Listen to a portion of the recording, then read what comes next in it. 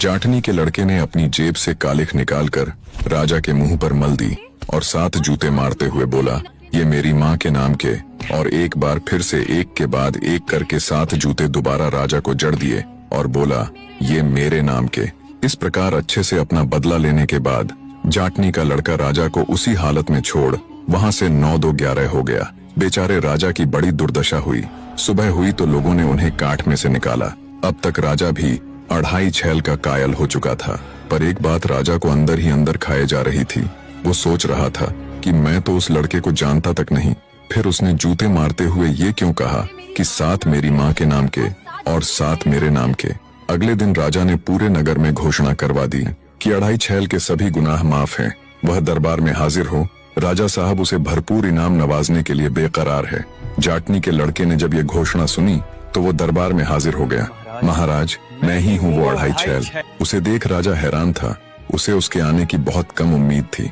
कुछ देर तक राजा खुले मुंह से विचारों की उधेड़-बुन में खोया हैरानी से उसे देखता रहा। फिर जब राजा ने उससे जूते मारने का कारण पूछा तो उसने शुरू से लेकर अब तक का सारा वृतांत राजा के सामने कह सुनाया। तब राजा बोला, उसे तो मैंने बीच विवाह ही छोड़ दिया था, फिर वो मेरी पत्नी और तुम मेरे बेटे कैसे हुए? जाटनी का लड़का बोला, महाराज, जब आपने फेरों के बीच बेहोश होने का नाटक किया था, उसी क्षण पहले से ही चौकन्नी मेरी माँ ने आपकी कटार निकाल ली थी। आपके जाने के बाद बस आपकी उस कटार के साथ ही उन्होंने बाकी बचे हुए फेरों को पूरा कर विवाह संपूर्ण किया।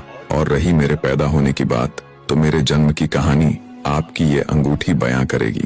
राजा ने तुरंत अपनी उस अंगूठी को पहचान लिया जिसे उसने गुजरी को दिया था।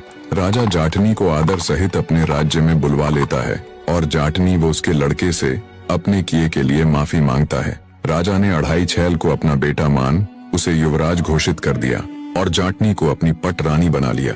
इस तरह जाटनी ने भी अपनी कही पूरी करके दिखाई। उन्होंने साथ साथ बड़े ही आनंद के साथ अपना जीवन व्यतीत किया। आप सबसे प्रार्थना है, चैनल को सब्सक्राइब करने के साथ साथ कहानी के ऊपर अपनी राय जरूर दीजिए।